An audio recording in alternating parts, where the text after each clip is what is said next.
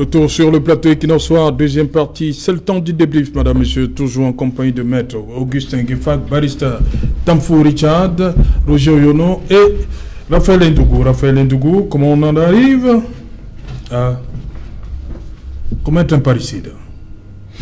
Non, je crois que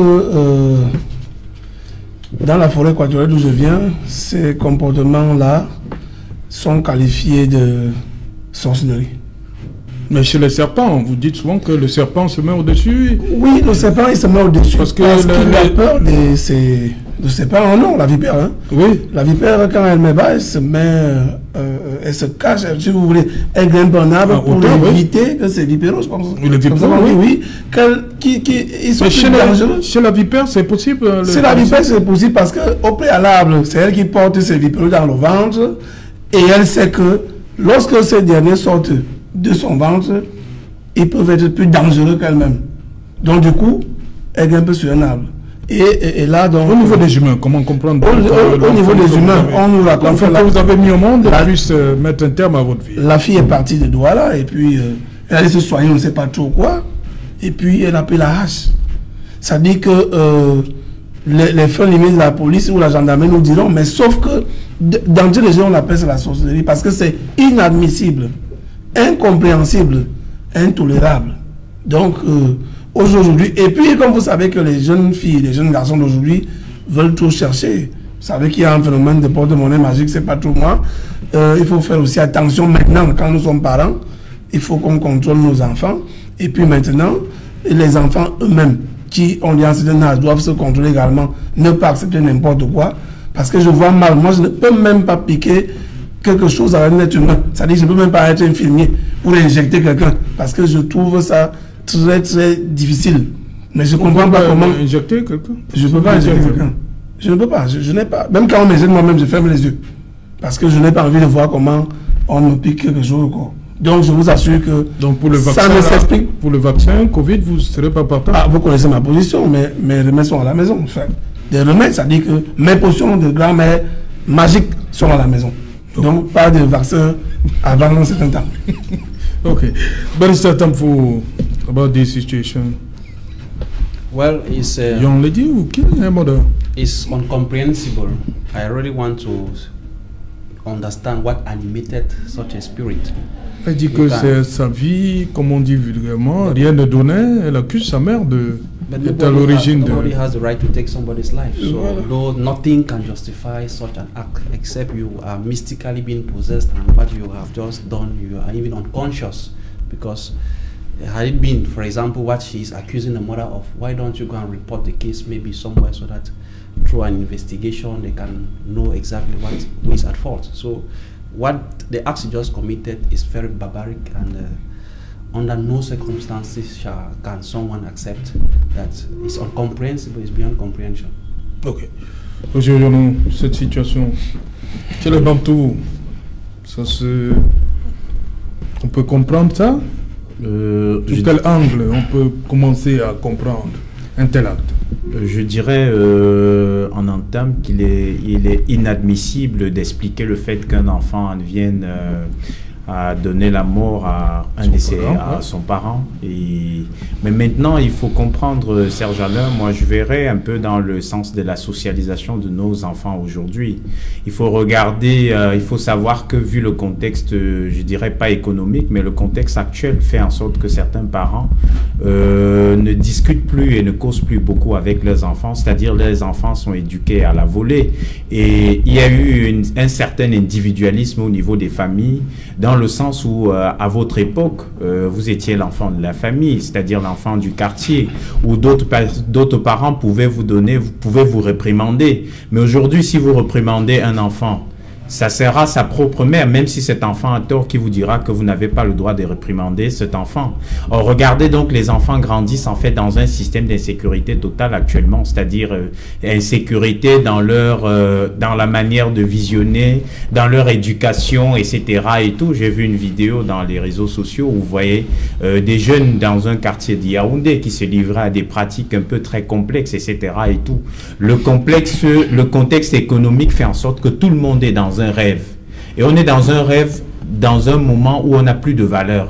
Quelles sont les valeurs de nos jeunes aujourd'hui? Quels sont les modèles de nos jeunes aujourd'hui, etc. et tout et tout.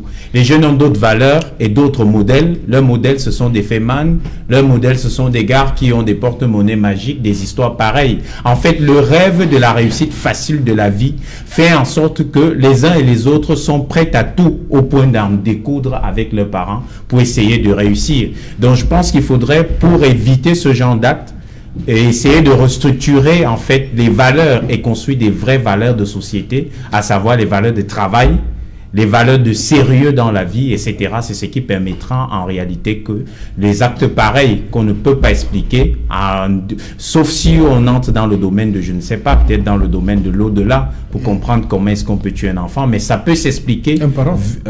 Oui, ça peut s'expliquer avec tout ce que je viens de vous dire, le contexte de la vie facile, etc. et tout. Là, on commence à chercher. Et ce grand phénomène aussi, ce grand phénomène des marabouts et des églises de réveil et trop de pratiques du sacré fait en sorte qu'à chaque fois, on va toujours trouver quelque chose pour dire que cette personne est décédée à cause de ceci, à cause de ça, etc. et tout. Si votre vie ne marche pas, c'est parce qu'il y a eu ceci, il y a eu cela et tout. Le culte de l'inertie s'installe à nous, on ne peut plus commettre d'efforts. On commence à se dire que c'est notre parent qui a eu à faire cela, etc. et tout.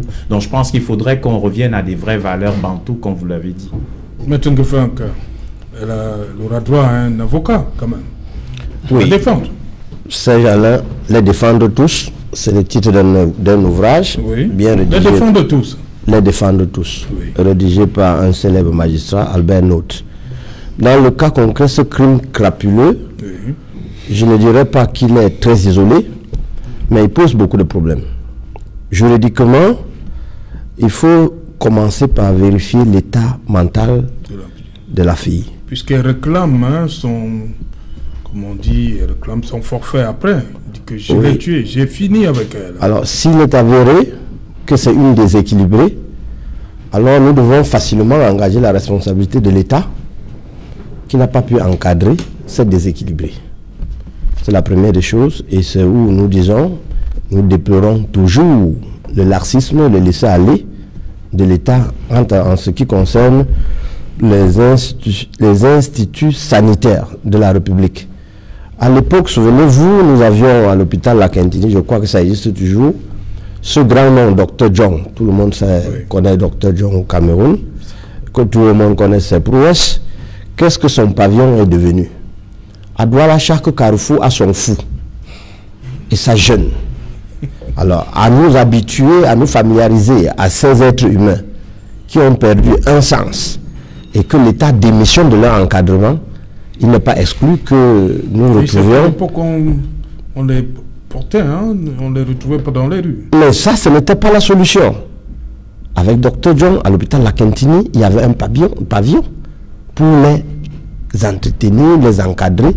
Il y a même des ONG, je crois, au niveau de Nobel, qui s'étaient à un moment donné assez déployés pour les encadrer. Mais depuis là, comme je viens de vous dire, chaque carrefour a son fou bien connu, avec tout ce que cela comporte. Cette dame, je suis convaincu qu'elle faisait montre de ces éléments, mais personne n'étant à sa disposition pour l'encadrer. Elle a échappé peut-être de chez une de ses cousines. Avec ses hallucinations, elle a trouvé que, bon, pour l'heure, il paraît que c'est sa maman qui sera à l'origine de cette douleur. Et puis la solution conçue dans cette bêtise, ce n'était que d'assassiner sa maman. Okay. Mais je dis, il faut que l'État, au moins, sur ce plan-là, se reprenne en main, traite ce cas-là comme si c'était du Covid, même pas en négligeant, comme on est en train de négliger le Covid, mais traite cela avec plus de sérieux. C'est ce que je peux dire.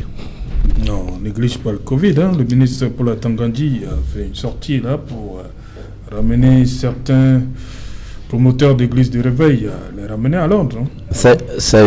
Le Covid, j'espère que nous n'avons plus pour seule solution que d'installer la peur.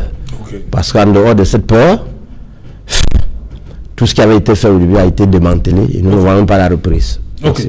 Barista, nous sommes arrêtés avant le journal. Vous étiez en train de nous dire que l'exécutif empiète dans le judiciaire.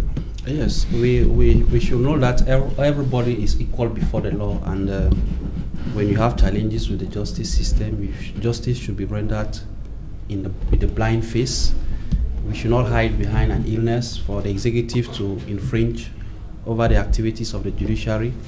That is what I'm decrying. The law is hard, so be it.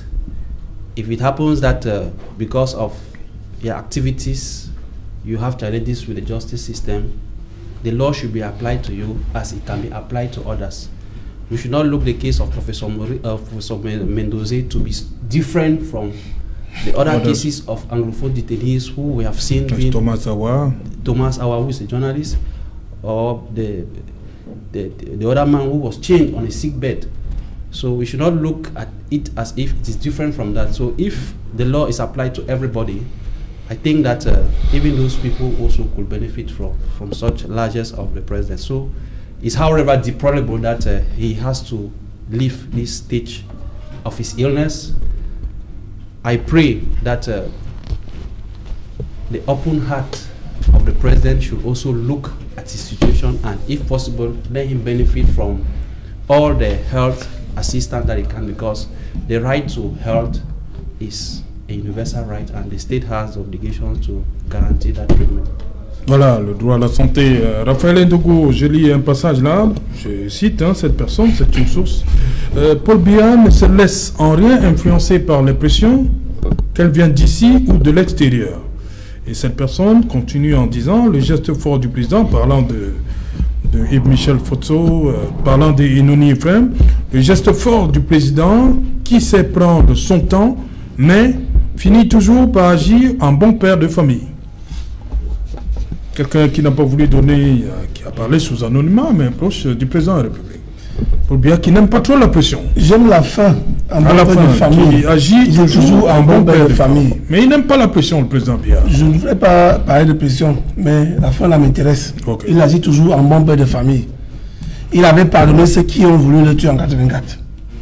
Il peut pardonner même ceux qui ont détruit les fonds publics.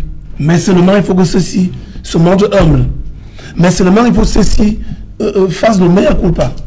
C'est-à-dire que ceux qui ont été déjà reconnus ou alors présumés, si dans leur tête, ils imaginent qu'ils ont quand même eu des petits soucis avec les fonds publics, ils peuvent monter sur leur lettre écrite au président de la République pour un meilleur culpa.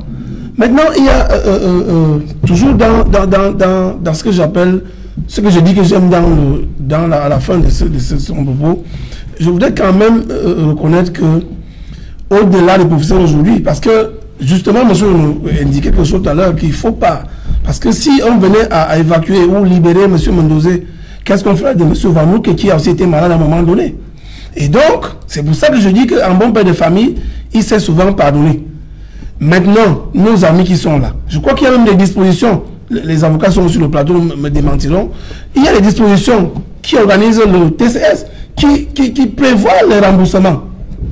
Je ne sais pas, ceux qui ont déjà été reconnus coupables peuvent donc trouver des voies et moyens pour rembourser et ne pas continuer à rester en prison pour espérer, entre guillemets, l'évacuation sanitaire au cas où ces derniers tomberaient malades.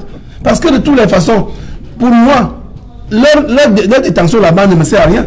Si véritablement ils sont reconnus coupables, il y a d'autres possibilités, d'autres moyens même, où on peut prendre même des biens pour que au finish, soit ils sont en résidence surveillée, mais qu'ils sont dans leur maison, mais au moins l'État aura déjà pris quelque chose qui servira aux Camerounais. Parce qu'il coûte cher au continent camerounais, ça dit qu'il faut prendre soin des prisonniers. C'est même aussi ça qu'il faut relever ici. Quand on est détenu dans les prisons, nos prisons qui ne sont pas des prisons productives, l'État engage encore beaucoup d'argent pour s'occuper des prisonniers. En ce moment-là, qu'est-ce qu'il y a eu de faire? Peut-être de manière globale, il faut que nos prisons, qu'on ait des prisons de production, de telle manière qu'on sait que les prisonniers, on nous a dit que de l'autre côté, en Chine, je ne sais pas, je peux me tromper, qu'à un moment donné, on utilise des prisonniers, d'autres même sont là-bas avec des formations. Cette question-là, il faut également résoudre cela. Donc, pour finir, le bon père de famille doit trouver les voies et moyens pour que ceux-là qui veulent que le peuple se retourne contre lui, parce qu'il y en a là qui veulent qu'on peint le président Biya en noir pour les actes qu'il pose. Il vaut mieux qu'au sortir de son mandat, si celui-ci est dernier ou bien le dernier mandat, qui se réconcilie non seulement avec le peuple de manière générale, mais aussi avec ses proches collaborateurs, parce que de toutes les façons, la presse caricature souvent ces affaires en disant que tout un gouvernement en prison, c'est-à-dire les secrétaires généraux, le premier ministre, et ce n'est pas une bonne image pour le président de la République. Donc il faut qu'à un moment donné, qu'on trouve un moyen pour une bonne réconciliation. Et j'ai toujours dit qu'un père de famille, je le disais encore l'autre jour, excusez-moi, c'est peut-être pas le sujet, même ceux-là même qui ont voulu marcher par rapport au fait qu'ils voulaient dénoncer quelque chose, et le président, le bon père de famille, puisque les élections sont finies, peuvent également être libérés. Ce sont des jeunes gens, des pères de famille qui peut-être ont voulu aller à l'encontre de ce que certains textes prévoyaient, à savoir peut-être l'interdiction. En ce moment, si les élections sont terminées, le bon père de famille peut également les libérer. Moi, j'ai confiance à mon bon père de famille et je pense, je regarde la caméra en disant que le chef de l'État va libérer non seulement ces jeunes gens qui sont en prison appartenant au MRC, le chef de l'État va prendre les dispositions pour amener ceux qui étaient ses collaborateurs hier et qui ont détourné des fonds publics à rembourser et ces derniers restent dans leur propre maison. Parce que ceux qui sont aux affaires, certains qui sont aux affaires veulent voir ces gens-là mourir en prison. Pourtant, hier, ils ont travaillé ensemble. Ce n'est pas une très bonne chose. Et pourtant, ils sont dans le parti politique où je suis militant dans l'annoncement de Comzab, le RDPC. Ok, merci. Roger Oyonnet, on sort d'émission sur cette affaire d'évacuation. Surtout le professeur Mendozé. Sur l'affaire du professeur Mendozé, avant de parler personnellement, je donnerai d'abord un point de vue scientifique. Le point de vue scientifique est le suivant. Le professeur, jusqu'à présent, il est présumé innocent. Si le professeur est présumé innocent, j'aurais bien voulu, même si ça peut faire mal à certaines personnes, que le professeur, qu'on rende un verdict final en réalité sur le dossier du professeur. Après, parce qu'aujourd'hui on parle de grâce, le professeur ne peut pas encore être gracié par le président de la République puisqu'il n'est pas condamné en réalité. Donc si on rend une décision définitive en réalité sur cette affaire, on peut donc commencer à discuter sur des questions de grâce, etc. et tout. Quand je dis ceci, je voudrais encore souligner que ça peut être dans une certaine mesure, je le dis bien, et ça, il faudrait pas que les uns et les autres pensent que je légitime l'action, mais ça peut également être dissuasif, c'est-à-dire pour des futurs détourneurs de fonds ou bien des présumés détourneurs de fonds, lorsque les uns et les autres, moi je vous assure, en regardant l'image du professeur, j'ai même peur d'occuper une fonction parce que je me dis si je me retrouve dans cet état, ça peut être très compliqué. Donc, dans une certaine mesure, ça peut être une éducation, c'est cynique et c'est difficile, mais ça peut être une manière de persuader ou bien de dissuader les futurs détourneurs de fonds, etc. et tout. Mais pour dire vrai, le professeur Gervais Mendozé, nous tous, nous l'avons connu étant enfant. Et nous avons vu un peu son caractère surtout humaniste. Je pense quand même, je suis pas militant du RDPC pour plaidoyer comme militant de parti politique, mais en tant que citoyen camerounais, je pense que le professeur devrait être, c'est-à-dire le président de la République, qui est non seulement le chef de l'État et qui est le chef de son parti politique, et qui a une proximité, ça peut déranger les uns et les autres, mais ce sont des faits, qui a une proximité sociologique avec le professeur Gervais Mendozé, parce que nous sommes certes dans un État, mais dans nos États, nous avons ce qu'on appelle en réalité nos coutumes.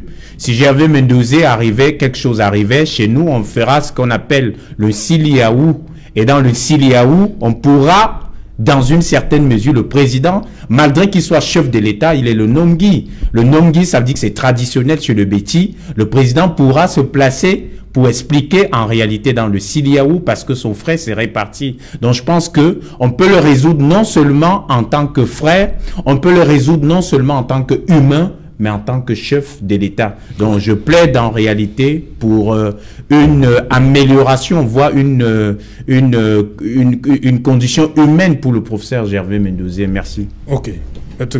Sur cette, on va dire, sur l'affaire Mendozé. Oui, Serge Alain, je crois que nous avons déjà assez expliqué. La loi est appliquée dans sa stricte rigueur. Ce plateau, je crois qu'il a organisé pour appeler à l'humanisme des politiques qui gèrent la cité. Pensez un jour que cela pourra vous arriver et que vous serez dans la même situation. Tout étant vanité, permettez à M. Mendoza d'avoir des soins nécessaires, des soins sérieux.